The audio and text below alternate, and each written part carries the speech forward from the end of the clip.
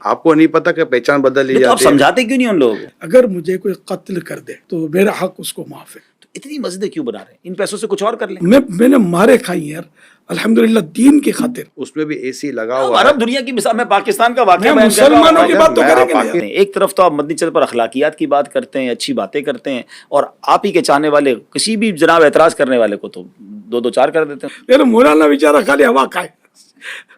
وہ بھی سوال بڑا ڈائریکٹ سا ہے، لیکن چلیں غلط فہمیاں اب تو دور کرنے سارے بیٹھے سوال ہیں. آپ نے انڈائریکٹ کیے نا. یہ اے سی سلو کر دیں، فین اس کے.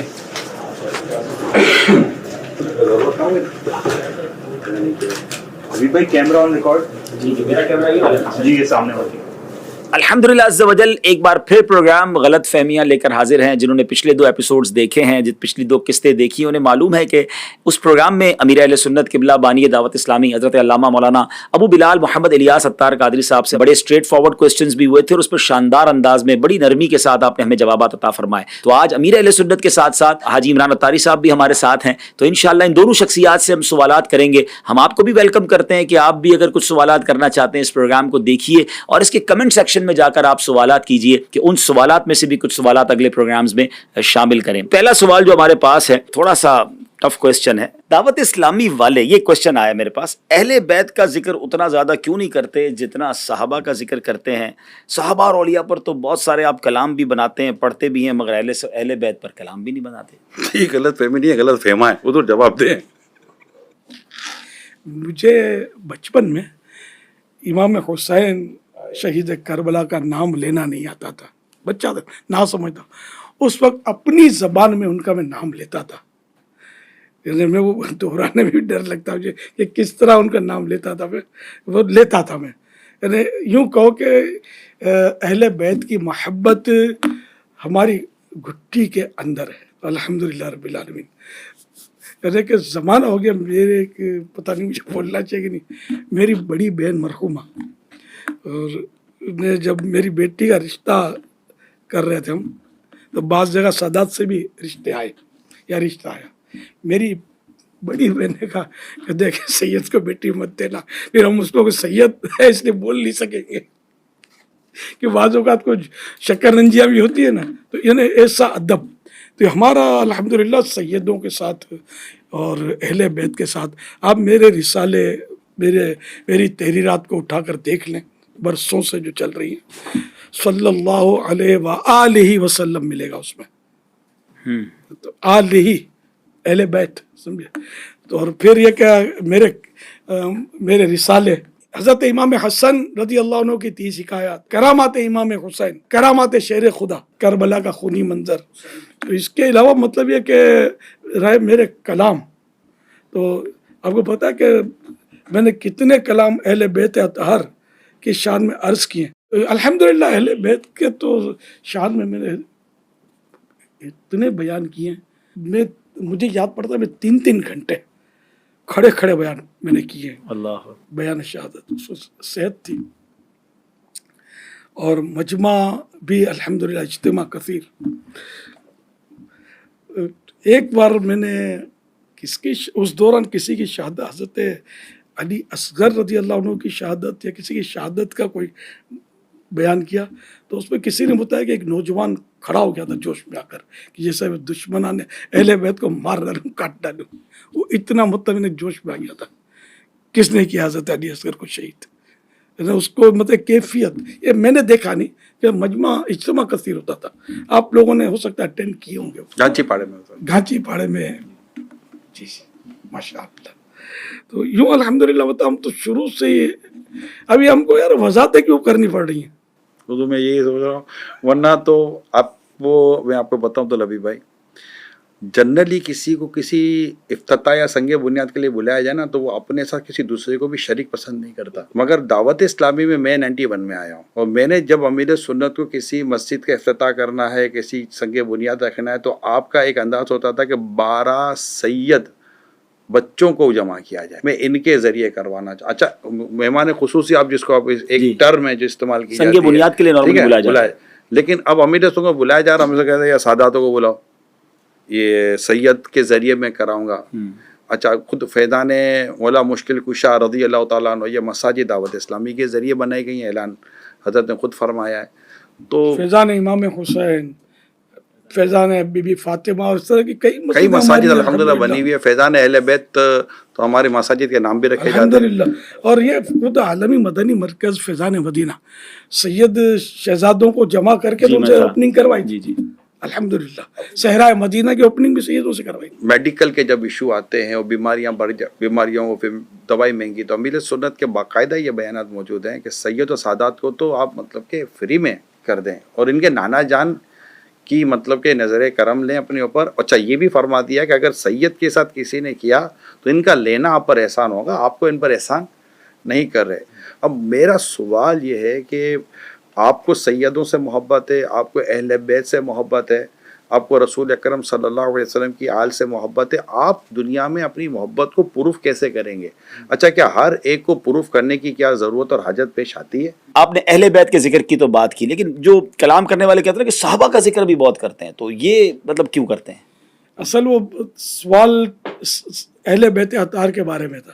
باقی اب صحابہ کرام کا جہاں تک تعلق ہے تو مولا علی کرم اللہ وجہ الکریم صحابی نہیں تھے، امام حسن امام حسین یہ بھی صحابی تھے. تو یوں یہ صحابہ کرام تو ہیں. اور اس کے علاوہ مطلب یہ ہے کہ ہم تو سارے ہی صحابہ کا ذکر خیر کرتے ہیں. جب ان کا کوئی ٹاپک چلے گا تو پھر انشاءاللہ دیکھ لیجیے گا آپ، ورنہ ویب سائٹ پر آپ دیکھ لیجیے صحابہ کرام کے تعلق سے. پھر میرے رسالے بھی موجود ہیں اللہ کی رحمت سے صحابہ کرام کے آپ تعلق کو سے. صحابہ سے ہم بھی تو صحابہ و اہل بیت دونوں کو مانتے ہیں، دونوں میں مطلب ہم الگ نہیں چلتے الحمدللہ.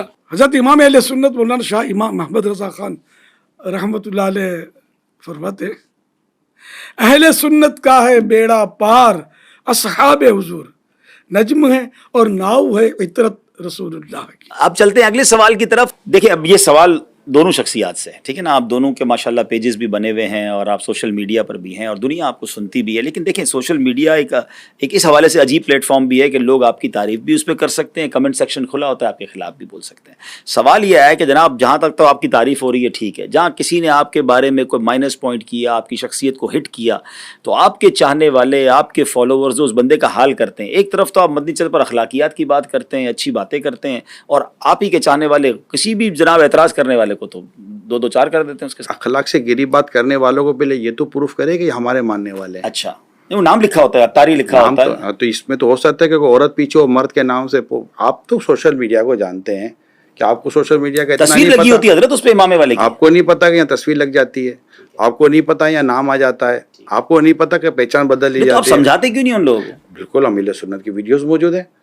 رہی بات جو برا بھلا کہتے ان کی، اول تو ان کو بھی عقل کے ناخن لینے چاہیے. کون سا عقل مند آدمی کہے گا کہ یہ صحیح کام کر رہا ہے؟ دیکھیں اب ایک نارمل پڑھا لکھا آدمی ہے، وہ دونوں کمنٹس پڑھ رہا ہے، یار لکھنے والا تو غلط ہے، بدتمیزی کر رہا ہے حضرت کے ساتھ، لیکن حضرت کے چاہنے والے اس کو جس زبان میں رپلائی دے رہے ہیں، تو یہ تعلیمات کیسی ہیں؟ یہ بتائیے کہ ہمیں ہماری اس پوری ویڈیو کو لائک کرنے والوں کی تعداد 25,000 ہے. ٹھیک ہے، غلط لکھنے والے کی تعداد 2 ہے. ٹھیک ہے. ٹھیک ہے، ان کو اس غلط کو جو غلط رپلائی ہو رہا ہے اب وہ دو اس چار کی لوگ، تعداد کتنی ہے؟ 2 4 5 یہ 25,000 جو خاموش بیٹھے ہوئے ہیں، یہ کس کی تربیت ہے؟ ہاں یہ بات تو ٹھیک ہے، یہ تو حضرت کے چاہنے والے ہیں، آپ کے فالوورز ہیں. بھائی جو ماشاء اللہ سبحان اللہ کیا بات ہے، آئی لو یو، دل بنا دیا، گردہ بنا دیا، یہ بنا دیا، وہ بنا دیا، انگوٹھے بنا دی، گڈ لکھ دیا، جیسا بس ہے ایسا نہیں کوئی، یہ سب لکھ دیا.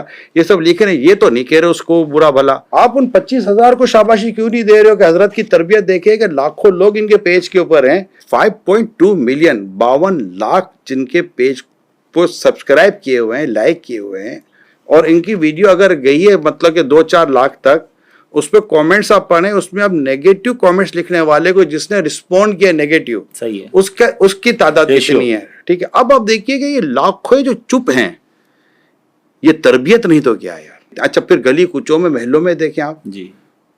کوئی ایسا آپ کو واقعہ ملتا ہے؟ پوری دنیا میں دیکھیں کبھی کوئی اچھا ایسا میں واقعہ ڈائریکٹلی ملتا پوچھ ہے؟ لیتا ہوں نا حضرت، آپ کی تعلیمات کیا ہیں؟ اگر آپ کو کوئی برا بھلا کہے تو آپ کیا یہ مریدین کو کہتے ہیں کہ اس کو رپلائی دیں، جواب دیں، یا آپ خود چینل پہ ان کو رپلائی دیتے ہیں؟ میرا الحمدللہ بہت پرانا وصیت نامہ لکھا ہوا ہے، آج بھی پرنٹ ہو کر مکتبۃ المدینہ سے ملتا ہے اور ویب سائٹ پر بھی آپ کو مل سکتا ہے. اس میں نے لکھ دیا ہے کہ اگر مجھے کوئی قتل کر دے تو میرا حق اس کو معاف ہے. کیونکہ قتل مسلم میں 3 حق ہوتے ہیں، ایک تو حق اللہ، ایک حق وارث، اور تیسرا جو ہے وہ حق مقتول نے جو قتل کیا گیا تو میں نے اپنا حق تو معاف کر دیا کہ مجھے اختیار ہے، رہے میرے وارث، تو ان کو میری درخواست دی ہوئی ہے کہ میرے قاتل سے قصاص نہ لیا جائے، ان کو معاف کر دیا جائے۔ رہا حق اللہ کا حق بھی ہے، قتل ناحق کیوں کیا، اب وہ تو ذرا میں وہاں تو چھڑانے سے رہا، میرا یہ ہے، میں نہیں چاہتا کہ میری وجہ سے کوئی بندہ جو ہے وہ جہنم میں داخل ہو، میں نہیں چاہتا کہ میری وجہ سے کوئی ایسے ہنگامے کھڑے ہوں جس میں لوگوں کی جانیں ضائع ہوں، مال تلف ہوں، ہڑتالیں ہوں، دھرنے ہوں، احتجاج ہوں اور امت پریشان ہو۔ الحمدللہ اس طرح کی باتیں میں نے کئی بار اپنے بیانات میں، اپنی مدنی مذاکرات میں کی ہیں۔ اب اگر اس کے باوجود اگر کوئی کمزور بات میرے تعلق سے کہہ دیتا ہے، وہ ذرا اس کا میں تو ذمہ دار نہیں نا۔ اچھا، میں اس سوال کو ایک اور انداز سے بھی کرنا چاہوں گا۔ اتنے چاہنے والے، لاکھوں کروڑوں آپ کے فالوورز ہو گئے، اتنی بڑی تحریک، دنیا میں آپ کا نیٹ ورک، جی نہیں چاہتا ان کو مخالفین کو شٹ اپ کال دی جائے، ان کو جواب دیا جائے، میڈیا آپ کے پاس، سوشل میڈیا آپ کے پاس، چاہنے والے آپ کے ساتھ، تو آپ کیوں برداشت کرتے ہیں اتنی باتیں؟ بھائی آج کے دور میں کون برداشت کرتا ہے؟ آپ بولیں، ٹھیک کر دیں ان لوگوں کو۔ ادھر آئے نا، تھوڑا ادھر آئے، پہلے ادھر بھی تو کرنا ہے، ادھر آئے، ادھر جاؤں۔ ہاں، ہم کہتے ہیں کہ ہمارے حضرت لاجواب ہے۔ اچھا، وہ تو لاجواب ہے، لیکن اس کا تو جواب دینا۔ جواب نہ دینے کی وجہ سے لاجواب ہے۔ اچھا، تو کیوں نہیں دیتے جواب؟ آپ کے پاس جواب نہیں ہے؟ قرآن کریم کی آیت لقد کان لکم فی رسول اللہ اسوۃ حسنہ، اللہ کے رسول کی ذات میں تمہارے لیے بہترین نمونہ ہے۔ کیا میرے پیارے آقا صلی اللہ علیہ وسلم جسے میں محبت کرتا ہوں، میری جان قربان، میری آن قربان، میری آئندہ نسل قربان، انہوں نے اپنے نفس کے لیے کسی سے بدلہ لیا ہے نا؟ نہیں لیا نا، تو میں کہا بولوں آپ کے بارے میں صلی اللہ علیہ وسلم، تو یہاں تک آ جائے دشمن آ جائے تو چادر بھی بچھا دیتے ہیں۔ تو مطلب یہ باتیں مطلب ذرا نفس کو برانگیختہ تو کرتی ہیں۔ ہم لوگ تو مطلب ذرا کہ گناہ گار بندے ہیں، کبھی جذبات انسان کے مشتعل ہوتے بھی ہیں، لیکن کبھی یہ واقعہ نہیں پائیں گے کہ میں نے اپنی ذات کے لیے کسی کو پٹوا دیا، کسی کو مروا دیا، کسی کو، حالانکہ یہ سب ہو سکتا ہے، اشارہ کرنے کی دیر ہے۔ اتنے سارے اپنے پاس لوگ، لیکن الحمدللہ آج تک آپ ایک بھی واقعہ لا نہیں سکتے۔ الحمدللہ میری زندگی آپ کے سامنے ہے، اللہ کی رحمت سے۔ آپ تو بچپن سے مجھے دیکھتے ہیں، میں نے کس سے یار لڑائی کی، حالانکہ لیکن یہ گالیاں میں نے مارے کھائی یار الحمدللہ دین کی خاطر، لیکن آپ بتائیے مجھے آفرے بھی ہوئی ہیں کہ ہم یوں کر دیں، میں نے یار کس کو بھیجا یار؟ الحمدللہ میں مطلب اس چیز سے اپنے آپ کو حتی الامکان بچا کر بڈھا ہو گیا ہوں۔ آپ چلیں، آپ کی طبیعت آپ نے بیان کر دی نا کہ آپ بدلہ نہیں لیتے، آپ کی مسیرت میں ایسا واقعہ نہیں ملے گا۔ آپ کی تعلیمات اپنی شورا کو، اپنے ذمہ داران کو، کہ وہ بھی ایسی ہی دعوت اسلامی لے کے چلیں گے، جھگڑا نہیں کریں گے، رپلائی نہیں دیں گے، انشاءاللہ جواب نہیں دیں گے، انشاءاللہ الکریم، اپنے نفس کے لیے، اپنی ذات کے لیے انشاءاللہ ان کو ہم انتقام نہیں لیں گے انشاءاللہ۔ ہمارے امیر سنت نے، اللہ ان کو سلامت رکھے، اپنی تحریک سے وابستہ اسلامی بھائیوں کو قرآن کریم کی آیت کا حصہ یاد کروایا ہے۔ واہ، والقاظمین الغیظ والعافین عن الناس واللہ یحب المحسنین، یاد کرائیے یہ آیت کہ غصہ پینے والے، درگزر کرنے والے، احسان کرنے والے اللہ کو پسند ہیں، اور ادفع باللتی ہی احسن، اے سننے والے برائی کو بھلائی سے ٹال۔ یہ ہم نے انہی سے حدیث سنی ہے، جو تجھ پر ظلم کرے اسے معاف کر، جو تجھ سے توڑے اس سے جوڑ، اور جو تجھے محروم کرے اسے عطا کر۔ یہ ان سے ہی ہم نے روایتیں اس طرح کی سنی۔ انہوں نے دعوت اسلامی کو، اسلامی بھائیوں کو، اسلامی بہنوں کو، ہمارے جو بچے ہیں نا، ان کو، طلباء کو، سب کو یہ تعلیم، یہ تربیت گھول گھول کر پلائی ہے، گھول گھول کے پلائی، حقوق العباد کے تعلق سے پلائی ہے۔ اللہ پاک نے چاہا پیارے حبیب کے صدقے میں ان کی اس تعلیمات کا اثر رہے گا۔ جناب اب چلتے ہیں اگلے سوال کی طرف، اور حضرت سے سوال یہ ہے حضور کہ دنیا اپنے کاموں کو اسمارٹ بنا کر بہت تیزی سے ترقی کر رہی ہے، تو کیا آپ لوگوں کو اسمارٹ دین بھی سکھا رہے ہیں جس میں عمل کم کرنا پڑے اور بندہ جنت میں جلدی چلا جائے؟ کہیں تو تفصیل ہوگی اور کہیں مطلب اختصار ہوگا۔ اب جب نماز پڑھنی ہے تو اس کو آپ بولو گے اسمارٹ کر دو اور ریڈیوس کر دو، تو 2 کے بدلے 1 سجدہ کر دیں، 4 رکعت کے بدلے 2 رکعت کر دیں۔ وہ جتنا شریعت نے حکم دیا ہے اتنی قراءت بھی کرنی ہوگی، جتنا اسلام نے تسبیحات پڑھنے कि हमें मतलब तरगीब इरशाद फरमाई, वो तस्बीहात पढ़नी पड़ेगी. लेकिन यहाँ लोगों के जहनों में ये बात आती है कि जनाब अगर दावत इस्लामी के करीब आना है, दीन का काम करना है, तो कभी तो आप 12 माह के काफिले की बात कर रहे होते हैं, कभी कहते हैं वक्फे मदीना हो जाएं. आपने तो अपनी ज़िंदगी दावत इस्लामी को दे दी, दीन को दे दी, और आपके साथ कई आपके रुफ़का हैं जो अपनी लाइफ दे चुके हैं. तो इतना सब कुछ करना पड़ेगा जन्नत में जाने के लिए, दीन का काम, या कोई शॉर्ट काम भी, कोई थोड़ा सा काम भी बता देना तो वो भी हम करके हम भी कोई आपके साथ साथ जन्नत में चले जाएं. हदीस पाक है, जन्नत तलवारों के साए में है. पहले तो जाने कुर्बान की जाती थी और जाते थे और जान कुर्बान करते थे. अब वो दौर तो हमारा ज़ाहिर है इस तरह का फिलहाल तो नहीं है कि हम जाने कुर्बान करते. हम तो आपसे टाइम ले रहे हैं, आपकी जान कहाँ ले रहे हैं? जान होगी तो हमें टाइम देंगे ना, और आप अपने लिए देंगे. तो जितनी नेकियां करेंगे उतना आपके लिए फ़ायदा होगा. बोलते जितना गुड़ डालोगे इतना मीठा होगा. तो यानी आपकी तरफ से, दावत इस्लामी वालों की तरफ से कोई ऐसा इन्फसाइज नहीं है, कोई ताकीद नहीं है कि भाई नफली रोजे भी रखने पड़ेंगे तो नवाफिल भी पढ़ने ही पड़ेंगे. नहीं पढ़ता कोई तो गुनाहगार तो नहीं है. शर्त नहीं है. ठीक है. ना उसको दावत इस्लामी से निकाला जाएगा. ठीक है. ना हर दावत इस्लामी वाला इस पर अमल करता है. ठीक है. जिसको अल्लाह तौफीक दे, हम तरगीब तो दिलाएंगे.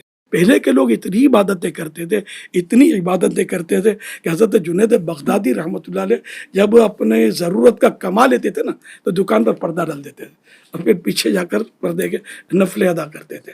तो उनका आज मैंने तज़किरा किया ना, उनकी ये शान थी. सदियों बीत गई. तो इस तरह मतलब और बुजुर्गों के तकवे, परहेजगारियाँ, इनकी इबादतें, शेख अब्दुल कादिर जीलानी, गौस आज़म रहमतुल्लाह अलैह की इबादतों के कितने तस्करे कि कितना तकवा करते थे, कितना जंगलों में इन्हें इबादतें की. तो मतलब ये सारे, तो हम आपको जंगल में तो भेज नहीं रहे, ये तो चारों तरफ मंगल ही मंगल है. अगर मतलब आप 3 दिन के लिए दीन की खिदमत के लिए आप निकल गए मदनी काफिले में, खुद भी इबादत करेंगे, दूसरों को भी नेकी की दावत देंगे, बेनमाजियों को नमाजी बनाएंगे, और गुनाह जो करते हैं इनको गुनाहों से छुड़ाकर मस्जिद की तरफ लाएंगे, अल्लाह पाक की बारगाह अज़मत से उसके पिछड़े हुए बंदों को मिलाएंगे. तो ये तो अच्छे काम हैं. तो अब ये कि आप बोलोगे मैं कुछ भी ना करूं और मैं उछल के जन्नत में जा पड़ूं, ये कहाँ से होगा यार? मैं तो आवाम की नुमाइंदगी कर रहा हूँ, वो कहते हैं कारोबार भी करनी, जॉब भी करनी, और दावत इस्लामी वालों के पास कोई स्मार्ट काम ही नहीं है. हर चीज़ इतनी बड़ा के इतनी चीज़ें कर दी. आप तो सोशल मीडिया भी देखते हैं, दुनिया में सफ़र करते हैं, आप भी कुछ बताएं ना इस बारे में, हजरत से कुछ बात आप भी करें. देखिए, कोई ऐसी बात इन्होंने बाकी रखी तो नहीं है. असल में ये है कि जैसे नहीं मानना उसको नहीं मानना होता. मैं ये समझ पा रहा हूँ कि जो उलमा हैं उनका काम उम्मत तक पूरी बात पहुँचाना है. माशाअल्लाह. और ये काम हज़रत ने किया. हज़रत ने फ़र्ज़ किया ये भी बताया, वाजिब किया ये भी बताया, सुन्नत किया ये भी बताया, नफल किया ये भी बताया, मुस्तहब किया ये भी बता दिया, गुनाह किया ये बता दिया, सवाब किया ये बता दिया. अब जिन्होंने सिर्फ फ़र्ज़ पढ़ने के अलावा और कुछ करना नहीं और लोग बातें करेंगे, तो उन्होंने फ़र्ज़ को अहमियत दी, बाकी चीज़ों को अहमियत भी नहीं दी होगी. ऐसा ही है यार, हम पर बात ना आए. जिन्होंने दाढ़ी रखनी थी, इन्होंने दाढ़ी के फ़ज़ाइल बयान की और दाढ़ी रखने की अहमियत बयान की. तो जिन्होंने दाढ़ी रखनी नहीं है माज़अल्लाह, तो उन्होंने दाढ़ी इस्लाम में है कि इस्लाम दाढ़ी में है, इस तरह की बातें करके लोगों को कन्फ्यूज़ करने की कोशिश की. ऐसा ही है. यहाँ से बाकायदा वो बात बयान की गई कि जिस बयान को करने के बाद एक तो एक इल्म पहुँचाने का भी हक़ अदा करना होता है. एजुकेशन फील्ड के अंदर एक आउटलाइन का लफ्ज़ है. आउटलाइन हमेशा कंप्लीट होती है. ठीक है. अल्लाह पाक की रहमतें हमें ऐसे बुज़ुर्गों का साया नसीब हुआ है. इस पर कौम को चाहिए कि अल्लाह का शुक्र अदा करे कि इस पुरफितन दौर में दीन की इतनी सच्ची और मुकम्मल बात बताने वाले मौजूद हैं. अल्हम्दुलिल्लाह. उसको तस्लीम कर लिया जाए. और कहाँ ये कहा गया कि ये करना लाजिम है?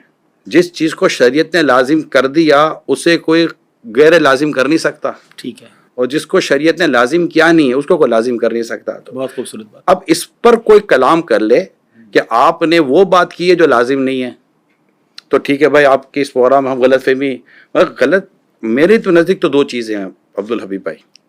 गलती है तो मान लो, गलत फहमी है तो दूर कर लो. जनाब, एक और सवाल है, और वो भी सवाल बड़ा डायरेक्ट सा है, लेकिन चलें, गलत फहमियाँ दूर करने बैठे. आपने इनडायरेक्ट किया ना हुजूर. ये बताइए कि क्या पीर के लिए आलिम होना ज़रूरी नहीं है? जी हाँ, मेरे आका इमाम अहले सुन्नत आला हज़रत इमाम अहमद रज़ा खान रहमतुल्लाह अलैह ने पीर के जो 4 शराइत बयान फरमाए, उनमें एक शर्त आलिम होना भी लिखा है. आलिम की डेफिनेशन ये है कि वो उसको तमाम अकायद मालूम हो और उस पर ये परमानेंट हो, भूल ना जाए, मालूम हो. اور وہ اتنی صلاحیت رکھتا ہو کہ اپنی ضرورت کا مسئلہ بغیر کسی مدد کے کتاب سے نکال سکے، ضرورت کے مسائل معلوم بھی ہوں اور نکال بھی سکے، اس طرح کی ڈیفینیشن ہے. اس میں کہیں یہ نہیں کہ وہ حافظ قرآن ہو یا کوئی زینت القراء ہو، بہت بہترین قاری ہو. اچھا حضور ایک بات یہ بتائیں، اتنی مساجد کیوں بنا رہے ہیں؟ ویسے ہی لوگ نماز پڑھ نہیں رہے، جو مساجد ہیں ان میں نمازی نہیں ہیں. اور آپ دعوت اسلامی والے دیکھیں، گلی گلی محلہ محلہ آپ کے ٹارگٹس ہوتے ہیں کہ اتنی مسجدیں بنانی ہے فلاں کے اہل بیت کے نام پر، تو صحابہ کے نام پر. تو اتنی مسجدیں کیوں بنا رہے ہیں؟ ان پیسوں سے کچھ اور کر لیں. پھر تو آپ کہیں گے یہ حج پر اربوں خربوں روپے کیوں خرچ کرتے ہیں، کچھ اور کر لیا کریں. فلاں کام کیوں کرتے ہیں، اس پر اور کر لیا کریں. آپ میں کہوں گا اتنا مہنگا موبائل کیوں لیتے ہیں، سستا لے لیں اور باقی رقم کسی اور کام میں صرف کریں، کسی غریب کو دے دیں. اس طرح اپنے اتنے بڑے اپنے پلازے، اپنی عمارتیں اور لاکھوں لاکھ روپے کا ڈیکوریشن اپنے گھروں میں کیوں ڈالا ہے یار؟ یہ اس کو بیچیں، ہٹائیں یار، یہ غریبوں میں تقسیم کریں، ان کی دعائیں لیں. تو اس طرح تو مطلب یہ کہ بات بنے گی نہیں. مسجد بنانا ثواب ہے، ٹھیک ہے نا. اور حدیث پاک بخاری شریف کی حدیث ہے کہ جو مطلب ہے کہ مسجد بنائے گا اللہ پاک اس کے لیے جنت میں گھر بنائے گا. الحمدللہ. تو یوں اگر آپ مسجد ہیں وہ کم تو کتنی ہونی چاہیے؟ پھر آپ سے کیا ہم کو فگر لیں کہ بھائی اتنی ہو اور اتنی نہ ہو. جہاں مسلمان اکثریت میں نہیں ہیں، بعض اوقات پورے شہر میں مسجد نہیں ہوتی. تو اس لیے مسجدوں کو تو یہ اللہ کا گھر ہے، عبادت کا گھر ہے، اور یہ شعائر اسلام ہے، اسلام کی نشانیاں ہیں. ان کو تو آپ یہ بولیں کہ جلدی جلدی اور بھی مسجدیں بناؤ، اور ہم تو نمازی بھی تو بنا رہے ہیں نا، خالی مسجدیں نہیں بنا رہے. تو مسجدیں بھرتی چلی جائیں گی اور بنتی چلی جائیں گی، انشاءاللہ بناتے رہیں گے. ہاں، مسجد ایسی جگہ بنانا منع ہے کہ جو جگہ ویران ہو، جیسے جنگل بیابان، یا کوئی نماز نہیں پڑھے گا، نہیں ایسے ویرانے میں اگر مسجد بنائی تو وہ اسلامی شریعت کے مطابق وہ مسجد ہے بھی نہیں. تو مسجد آبادیوں میں بناتے ہیں جہاں لوگ نمازیں پڑھتے ہیں. تو اس حضور میں ابھی تو بھائی کار ثواب ہے. یہ تو میں نے کبھی نہیں سنا کہ کلینک کم کھولیں، فلاں چیز کم کھولیں، مریض یہ آتے ہیں چیزیں نا کم حضرت. کھولیں. نہیں، کئی کلینک خالی پڑے ہوئے ہیں، کئی کلینک خالی پڑے ہوئے ہیں، بڑی ڈاکٹر بڑی بیٹھے ہوئے ہیں. مارکیٹیں ٹھپ ہو جاتی ہیں. مارکیٹ آئے دن مال بن رہے ہیں، پلازا بن رہے ہیں. آج تک تو میں نے نہیں سنا کہ جناب یہ نال ہے. بلڈنگیں بن کے بک نہیں رہی ہیں، کبھی وہ نہیں. تو اپنا مال ہے نا، لوگوں کا چندہ ہوتا ہے نا مسجد میں. کس کا؟ لوگوں کا چندہ ہوتا ہے. تو لوگوں کے چندے سے جو مسجد بن رہی ہے وہ لوگوں کے لیے بن رہی ہے یا بنانے والا خود اپنی فیملی کو لے کر نمازیں پڑھ رہا ہے؟ یہ تو سب کے لیے بن سب کے لیے بن رہی جبری تو ہے. نہیں لیا یار ہاں. چندہ، لوگ خوشی سے دے ہی رہے ہیں نا. اور مطلب ثواب کے یہ لیے کہ دے رہے ہیں. مجھے تو پتہ نہیں کیا بنتا غلط مسجد فہمی ہے. اوور فلو ہو جائے پھر کوئی مسجد بنائے تو سمجھ آتا ہے. وہ کہتے ہیں ہمارے محلے میں پہلے ایک مسجد تھی، 2 صفحے، اس میں نمازی نہیں ہوتے، تھوڑے 1-2-4 گلیاں چھوڑ کے دوسری بناتی. دعوت اسلامی صرف مسجد بناتی ہے یا مسجد آباد کرنے کے کام بھی کرتی ہے؟ یہ بات بتائیں نا. آپ بتائیں نا. مسجد آباد کرنے کے بھی کام کرتے ہیں. یعنی ہمارے 2 نعرے ہیں، مسجد بناؤ تحریک بھی جاری رہے گی اور مسجد بھرو تحریک بھی جاری رہے گی. اور پھر کیا یہ مساجدیں اللہ کرے کہ نمازوں میں بھریں، لیکن کیا یہ پوری سال میں کبھی مسجدیں بھرتی نہیں ہیں؟ ایسا تو نہیں ہے. جمعہ میں کئی مسجدیں بھر جاتی ہیں، عید میں کئی مسجدیں کم پڑ جاتی ہیں، باہر شامی اور ٹینٹ لگانے پڑتے ہیں، تراویح میں تراویح میں مسجدیں بھر جاتی ہیں. تو ایسا تو نہیں. یعنی کہ مطلب عجیب سی یہ تو مطلب الٹی لوجک ہے کہ آپ کہہ رہے ہیں کہ مسجدیں نہیں بناؤ، بلکہ آپ ہمارا ساتھ دیں کہ آئیے مسجدیں بنائیں اور نمازی بھی بڑھائیں تاکہ مسجدیں آباد ہوں. کسی ایک علاقے کی مسجد میں میرے تو کئی بیانات ہوئے ہیں کئی جگہوں پر، میں نے پوچھا کہ کیا اس علاقے میں رہنے والے اگر تمام مسلمان مسجد میں نماز پڑھنے کے لیے آ جائیں تو آپ کو یہ مسجد کافی پڑے گی؟ کہا نہیں، ہمیں اور مسجد بنانی پڑیں گی. تو اب نمازی بڑھانے کے بجائے، نیکی کی دعوت دینے کے بجائے، لوگوں کو گناہوں سے نکال کر مسجد میں لانے کے بجائے اگر کوئی یہ فلسفہ یا لاجک کسی پر ڈالے کہ مسجد بنانے کی کیا ضرورت ہے، اتنی مسجدیں بنانے کی کیا ضرورت ہے، آپ مجھے بتائیے. اچھا، اعداد و شمار آپ کے سامنے ہوں گے، آپ پاکستان میں بھی ٹریول کرتے ہیں، باہر بھی، آپ کو لگتا نہیں بن گئی جتنی مسجدیں بننی تھی؟ کہاں بنی ہیں؟ اچھا. میں ساؤتھ افریقہ گیا، مساجد نہیں تھی، بہت کم مساجد تھیں. اور یو کے گیا، بہت کم مساجد تھی. ایون کہ کئی اور دنیا کے ملکوں میں ہم گئے، جیسے کہ حضرت نے خود فرمایا کہ کئی کلومیٹر جائیں تو مسجد ہوتی نہیں ہے.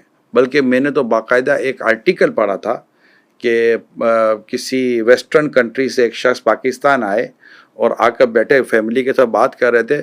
جیسے ہی اذان کی آواز آئی وہ اٹھ کر مسجد میں جانے لگے. تو جو میزبان تھا جو یہیں کا تھا، اس نے کہا ابھی تو اذان ہوئی ہے، اتنی جلدی کیا ہے؟ تو کہا تمہیں کیا پتہ اذان کی اہمیت کیا ہے؟ ہم تو برسوں گزر کے اذان کی آواز کانوں میں نہیں آتی. یہ تو اللہ نے ویسا کرم کیا ہے کہ یہاں ہم بیٹھے، ہم کو اذان کی آواز آئی ہے. اتر کے مسجد میں آپ کی جانے بات تھا. تو میری بات کی تائید میں ہو گئی نا کہ بیرون ملک میں بنائے نا مسجد بھائی, وہاں دور دور نہیں ہے, تو پاکستان میں بھی بنا رہے یہاں ہیں, بھی نہیں ہے, یہاں تو بہت ہو گئی نا. نہیں ہے. ہم اچھا, کئی کئی کلومیٹر تک جاتے ہیں مسجد نہیں ہوتی, کئی علاقوں میں جاتے ہیں مسجد نہیں ہوتی, کئی بڑے بڑے سینٹر. الحمدللہ دعوت اسلامی نے تو کئی بلڈنگ بنانے والوں کو نماز کی جگہ بنانے کی سوچ دی ہے. کئی جگہوں پر مسجد دعوت اسلامی کے ذریعے بن رہی ہیں. پاکستان میں بھی ایسے علاقے ہیں جہاں مسلمان رہتے پاکستان ہو یا پاکستان کے باہر ہوں, دنیا میں کئی ایسے آپ کو علاقے ملیں گے جہاں پر مسجد کی کمی ہے. اچھا آپ یہ بتائیے, دنیا میں ایک سٹینڈرڈ ڈسکس کیا جاتا ہے کہ اتنے لوگوں میں ڈاکٹر ہونا چاہیے. ٹھیک ہے, اسٹینڈرڈ بیان کیا جاتا ہے کہ جب مثال کے طور پر 400-500 جہاں لوگ ہوں اس میں ایک ڈاکٹر کا ہونا ضروری ہے, رائٹ. کیا کوئی ایسا اسٹینڈرڈ ہمارے پاس آیا, کسی نے دیا کہ اتنے لوگوں تو ایک مسجد ضروری ہے, 2 مسجد ضروری نہیں ہے؟ بھئی ایک علاقے کے اندر اگر 4 مسجدیں بھی بنی ہوئی ہیں تو آپ یہ دیکھیں پاپولیشن کتنی ہے. اگر یہ پاپولیشن مسجد میں آ جائے نماز پڑھنے کے لیے تو آپ کو لگتا ہے کہ 4 مسجدیں بھی زیادہ ہیں یا کم ہیں؟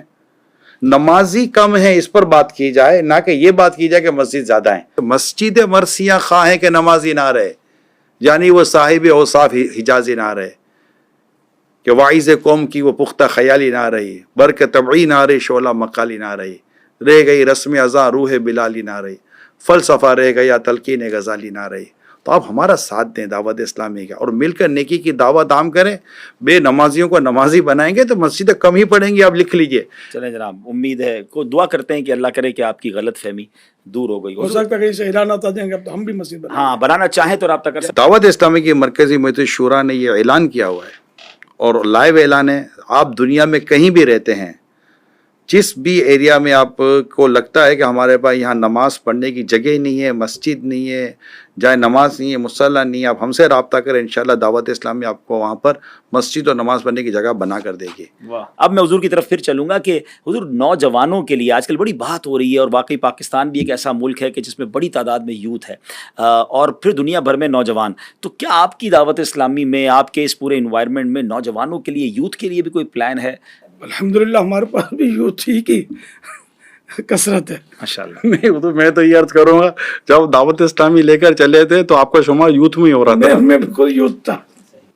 آج سے 42 سال پہلے تقریباً میں یوتھ ہی کہا جائے گا. میری عمر 30-31 سال کی ہوگی جب آپ دعوت اسلامی کا کام لے کر جاتے ہیں, اور اس سے پہلے بھی میرا خیال ہے آپ کی یہ مصروفیت تھی. میں تو شروع سے ہی سب ایک طرح سے مذہبی ماحول میں ہی پلا بڑا ہوں الحمدللہ.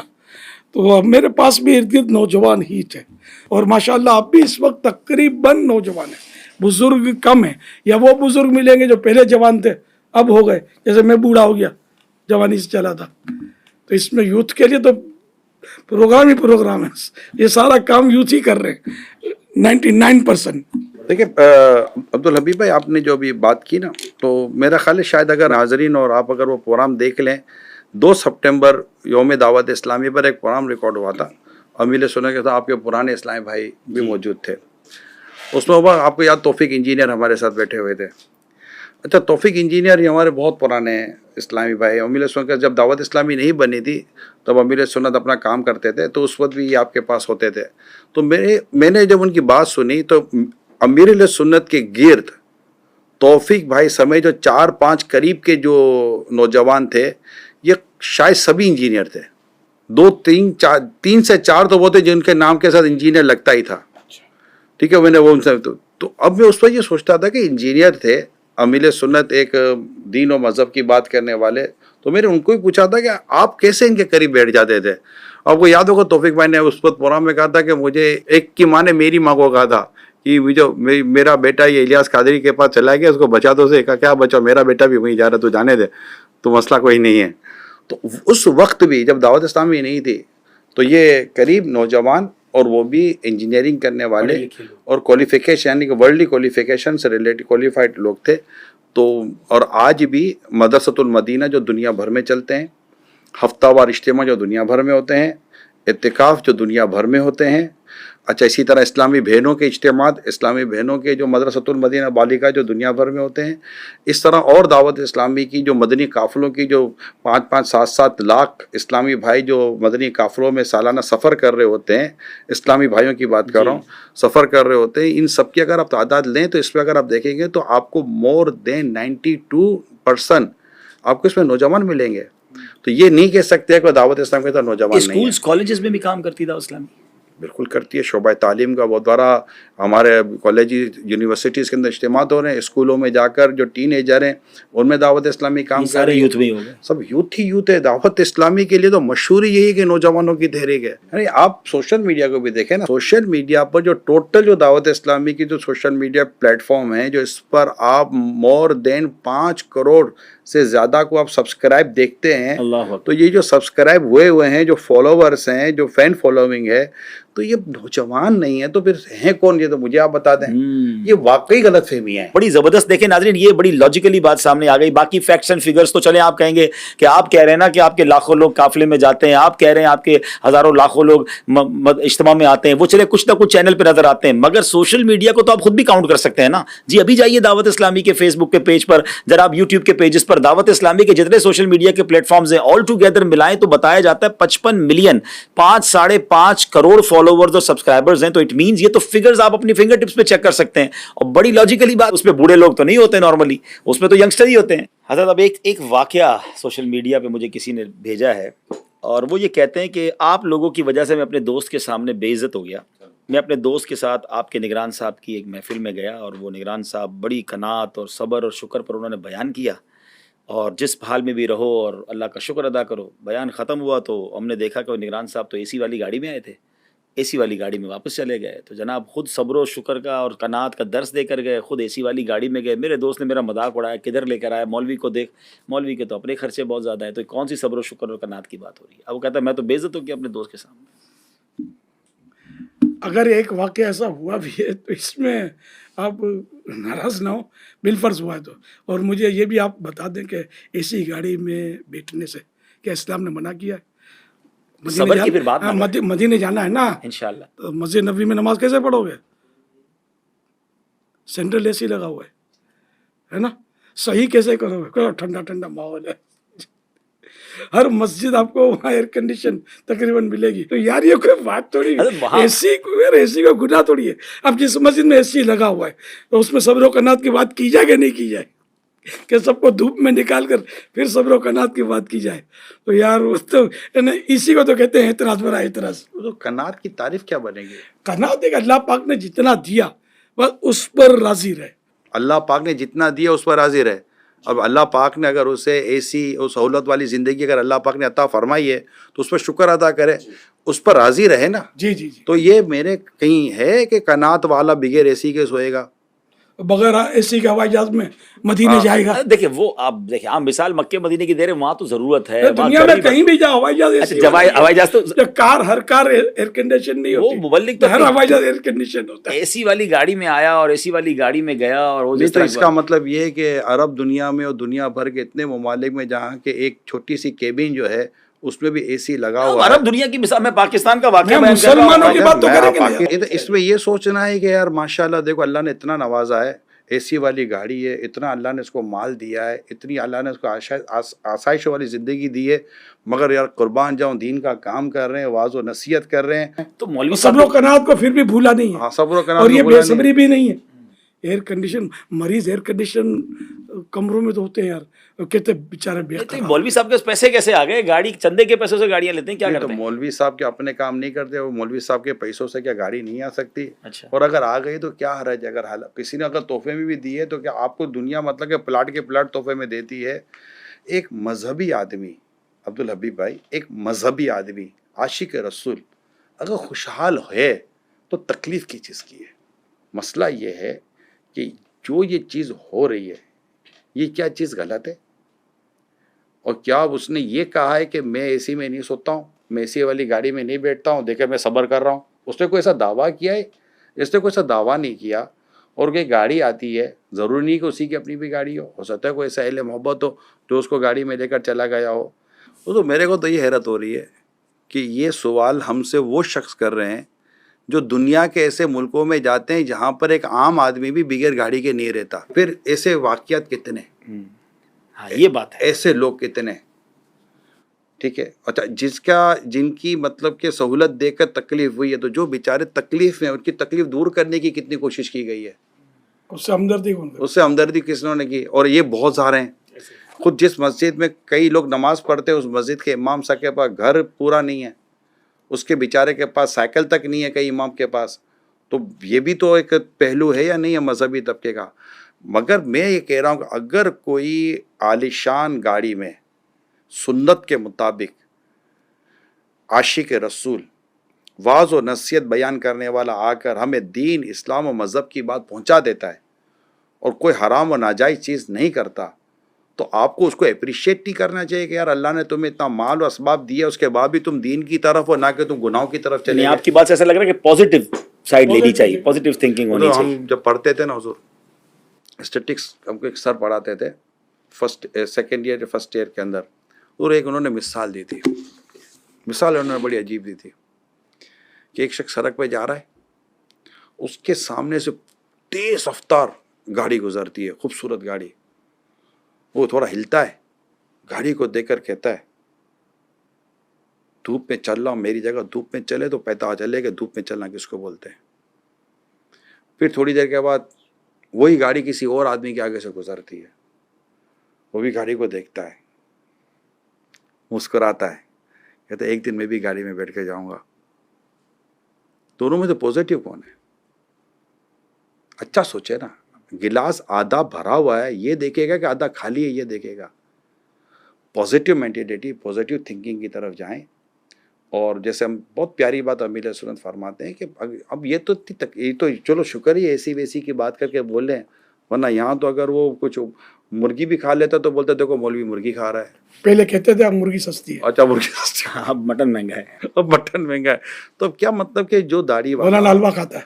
ہاں, حالانکہ ماشاء اللہ نے کتنی بات پیاری کی کہ اگر مولانا حلوہ کھاتا ہے تو جائز ہی کھاتا ہے نا. مجھے کسی دوست نے بتایا تھا کہ کسی نے کہا کہ مولانا حلوہ کھاتے ہیں, تو ہمارے علاقے میں مشہور دکان ہے ایک حلوے کی, اس حلوے کی دکان والے کے جو مالک ہے اس کے نام کے سب لفظ حلوائی لگتا ہے. تو اس نے بولا کہ چلو وہ فلاں حلوائی کی دکان پہ چلتے ہیں. اب وہاں آپ دیکھ کے مجھے بتائیں, یہاں دیکھتے ہیں کہ کتنے مطلب مولانا حلوہ کھا رہے ہیں اور کتنے غیر مولانا حلوہ کھا رہے ہیں. یہ تو واقعی غیر مولانا ہی زیادہ ہوتے ہیں حلوہ کھانے والے نا. ہم سب کچھ کھاوے, ہمارا کھاوے اندھا ہوئے, وہ محاورہ ہے نا لوگوں کا. لیکن مولانا بیچارہ خالی ہوا کھائے, حلوہ آپ کھاؤ. واقعی یہ بات تو سمجھنے والی ہے. بڑی زبردست مٹھائیوں کی دکانیں ہیں اور بڑی بیکریاں ارے چل میں رہی ہوتی ہیں, تو وہاں لائن میں دیکھیں مجھے اس پر آپ بولنے کا موقع دیں. آپ اتنی دیر سے بول ہی تو رہے ہیں. کہاں بول رہے ہیں حضور, ہم ابھی تو بولے کچھ نہیں ہے, یہ تو اتنا بول رہے ہوتے تبھی تو آپ ہمیں لے کر بیٹھے ہیں. جی فرمائیے. ٹھیک ہے, یہ مجھے بتائیے کہ گھر میں ایک ٹیوٹر رکھا جاتا ہے بچے کو اسکول پڑھانے کے لیے, اس کو جنرلی طور پر کتنی فیس دی جاتی ہے؟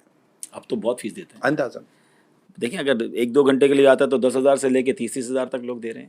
اچھا, اسی گھر میں اسی بچے کو قرآن پڑھانے کے لیے ایک مولانا آتا ہے, اس کو کتنی فیس دی جاتی ہے؟ 2-3 ہزار مشکل سے ملتے ہوں گے. یہ فرق ہم اپنی نسل کے اندر کیوں اتار رہے ہیں کہ دین کا یہ مولانا سستا مل جاتا ہے نا, وہ بڑی مشکل سے ملتے ہیں. ٹیچر بڑی مہنگی تعلیم حاصل کی ہے اس نے. ٹیچر کہتا ہے کہ میری تنخواہ بڑھائیے, تو سر پلیز نہیں بڑھا دیجیے ورنہ میں نہیں آؤں گا, تو 5-10 ہزار روپے تو اس کی بڑھا دی جاتی ہے. مولانا کہہ دے کہ ذرا وہ 2-2.5 ہزار میں پورا نہیں ہو رہا, آپ کو پتہ ہے مہنگائی ہو گئی, اگر کچھ بڑھا دیں تو گھر میں جواب کیا آتا ہے, حضرت آپ کو کیا ضرورت ہے.